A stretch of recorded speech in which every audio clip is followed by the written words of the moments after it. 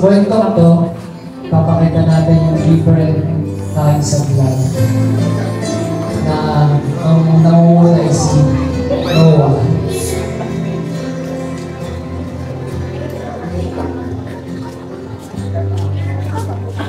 So, masayang magkasama si Noah at ang kanyang kaibigan. At abay ng jowa.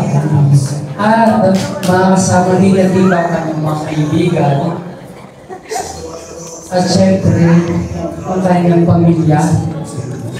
At masaya din siya sa kanyang mga trabaho. Sa kanyang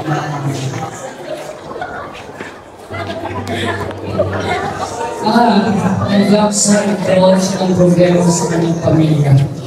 Kaibigan, nagkaroon siya ng problema sa kanyang kaibigan.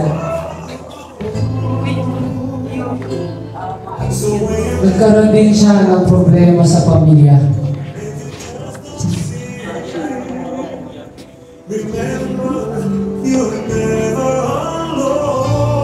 At nagkaroon din siya ng problema sa kanyang trabaho.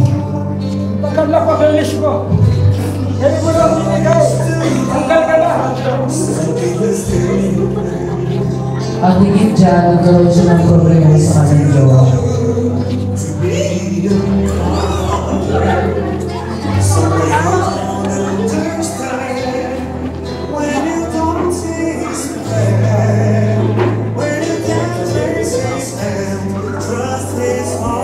Ang nagkaroon siya ng tinding problema.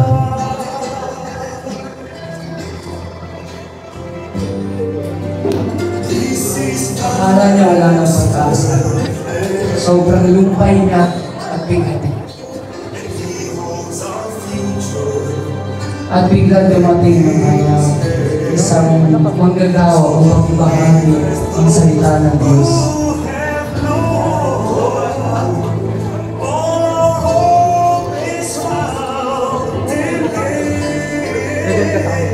At isang araw, gumising siya. Umangon at naging maayos ang kanyang pakikitungo sa mga kaibigan. Naging maayos din ang kanyang pakikitungo sa kanyang pamilya. Sa kanyang katrabaho. At sa kanyang karelasyon.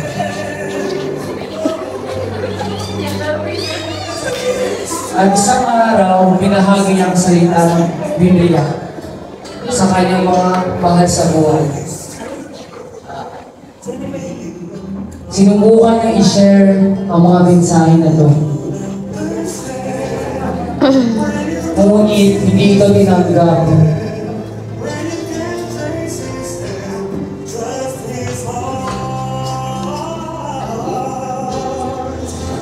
Nasaktan siya dahil i-reject siya ng kanyang mga kaibigan. I-reject siya ng kanyang pamilya nang ibahagi niya ang salita ng Diyos. Ng kanyang mga katrabaho at lalo ng kanyang karelasyon. Nasaktan siya. Sobrang sakit at inisip ka na mali ang kanyang ginawang desisyon. Lumuhod siya at muli lumapit sa Panginoon. Sa kanyang Holy Spirit nagpapagsigala. At sa pagkakataong ito, nanalangin siya. Nagsisi siya sa mga nagawa niyang kasalanan noon dahil inisip niya na kahit tinanggap niya ang Panginoon, hindi pa rin siya nagpupil para lang ibahagi ang mga word niya. At muli, bumangon siya tumayo at ibinahagi niya ang salita ng Diyos. At ang buong pamilya kaibigan niya ay naniwala sumunod sa Panginoon dahil nakita na ang Diyos ang kanyang pinaglilingkuran ay tunay ang matagumpay at higit sa lahat ang tunay na nagmamahal sa mundo. At doon na po ang